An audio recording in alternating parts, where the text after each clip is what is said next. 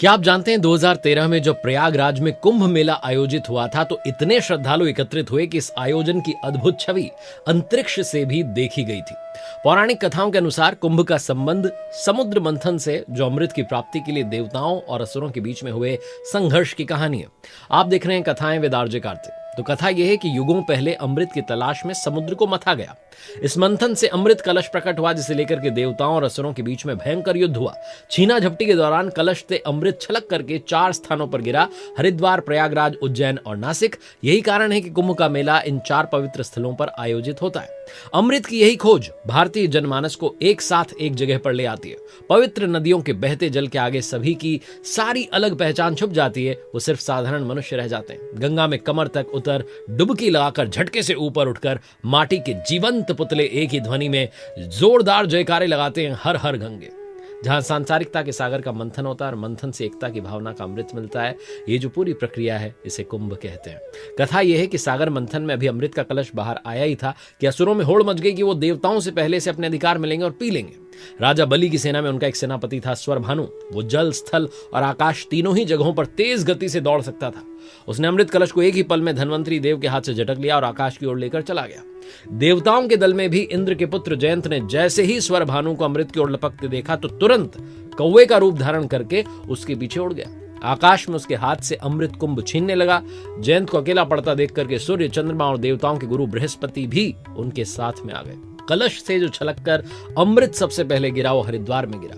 इसी बीच में स्वरभानु का साथ देने कुछ और असुर आकाश में उड़े और इन सब के बीच में अमृत कलश को लेकर के छीना झपटी होने लगी। इसी छीना झपटी में कलश से अमृत छलका, जो मैंने बताया कि पहली बार हरिद्वार में बूंदे गिरी, हरिद्वार तीर्थ बन गया। दूसरी बार अमृत छलका तो गंगा, यमुना और सरस्वती के संगम स्थल प्रयाग में गिरा। यह स्थान तीर्थराज बन गया। अगले 2 और प्रयासों में कुंभ से अमृत छलका तो उज्जैन में क्षिप्रा नदी में जा गिरा और चौथी बार नासिक की गोदावरी नदी में अमृत की बूंदें गिरी। इसी तरीके से गंगा नदी में 2 बार, इसके अलावा क्षिप्रा और गोदावरी नदी में अमृत की बूंदें गिरी और इनके किनारे बसे जो हरिद्वार, प्रयागराज, उज्जैन और नासिक हैं, यहां पर कुंभ के मेले का आयोजन होने लगा। अब बात करते हैं कि कुंभ का मेला 12 साल में ही क्यों आता है। कुंभ मेले का स्थान तय करने में ग्रहों की दिशा बहुत महत्वपूर्ण योगदान देती है। सूर्य, चंद्रमा और बृहस्पति ग्रहों की स्थिति बहुत महत्वपूर्ण है। सूर्य और चंद्रमा जब मकर राशि में होते हैं, बृहस्पति वृषभ राशि में होते हैं तो कुंभ का मेला प्रयागराज में लगता है। सूर्य मेष राशि और बृहस्पति कुंभ राशि में होते हैं तो कुंभ का मेला हरिद्वार में होता है। इसके साथ ही जब सूर्य सिंह राशि और बृहस्पति ग्रह भी सिंह राशि में होते हैं तो कुंभ का मेला उज्जैन में होता है। जब सूर्य सिंह राशि और बृहस्पति सिंह या कर्क राशि में होते हैं तो कुंभ का मेला नासिक में होता है। पौराणिक कथाओं की बात करें तो सागर मंथन में जब देवता और असुरों में अमृत कलश के लिए युद्ध हुआ था, तब इंद्र के बेटे जयंत असुर स्वरभानु से अमृत कलश छीनकर भागे थे। इसके बाद जयंत 12 दिन बाद स्वर्ग पहुंच सके थे। माना जाता है कि देवताओं का एक दिन मनुष्यों के 1 साल के बराबर, 1 वर्ष के बराबर होता है। इसलिए कुंभ का आयोजन 12 वर्षों में होता है। आप सोच रहे होंगे कि प्रयागराज में जो लगने जा रहा है कुंभ, उसे महाकुंभ क्यों कहा जा रहा है। तो कुंभ के बारे में विस्तार से बात करते हैं। कुंभ 4 प्रकार के होते हैं: कुंभ, अर्ध कुंभ, पूर्ण कुंभ और महाकुंभ। इसमें कुंभ का आयोजन हर 12 साल पर देश के 4 स्थानों में से एक जगह पर होता है। वहीं अर्ध कुंभ जो है वो 6-6 साल में होता है। ये सिर्फ हरिद्वार और प्रयागराज में लगता है। पूर्ण कुंभ की बात करें तो 12 साल में एक बार लगता है। ये सिर्फ प्रयागराज में आयोजित होता है। पूर्ण कुंभ मेला कुंभ मेले का ही विस्तार है, जो कि जैसा मैंने बताया 12 साल में प्रयाग में होता है और इसे कुंभ का पूर्ण रूप माना जाता है। इसका महत्व बाकी कुंभ मेलों से अधिक है। पवित्र नदियां गंगा, यमुना और सरस्वती के संगम पर लगने वाले इस आयोजन का उद्देश्य आत्मा की शुद्धि और मोक्ष प्राप्ति है।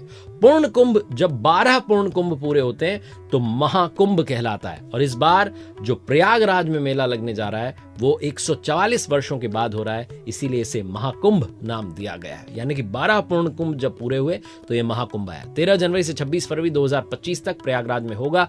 दुनिया के सबसे बड़े धार्मिक आयोजनों में से एक है और इस बार इसकी विशेषता बहुत अधिक हो जाती है, क्योंकि सिर्फ ये पूर्ण कुंभ नहीं है, ये महाकुंभ है। प्रयागराज, जिसे तीर्थराज कहा जाता है, तीर्थ स्थलों का राजा माना गया है।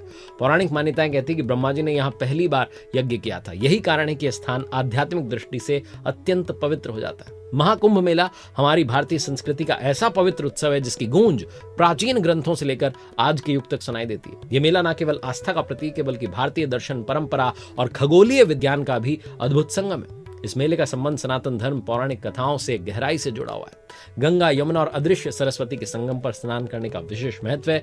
कहा जाता है कि इस पवित्र संगम में स्नान करने से सभी पापों का नाश होता है, मोक्ष की प्राप्ति होती है। और इस बार तो महाकुंभ है, 12 पूर्ण कुंभ पूरे हुए हैं, तो इस बार विशेषता और बढ़ जाती है। हमारी भारतीय संस्कृति की समृद्धि को ये महाकुंभ का मेला पूरी दुनिया के सामने प्रस्तुत करने जा रहा है। आप सभी को महाकुंभ पर्व की बहुत बहुत शुभकामनाएं। प्रभु की असीम कृपा सभी पर बनी रहे। देखते रहिए मेरे साथ मोटिवेशनल वीडियोस, मोटिवेशनल कहानियां मेरे सोशल मीडिया हैंडल्स पर।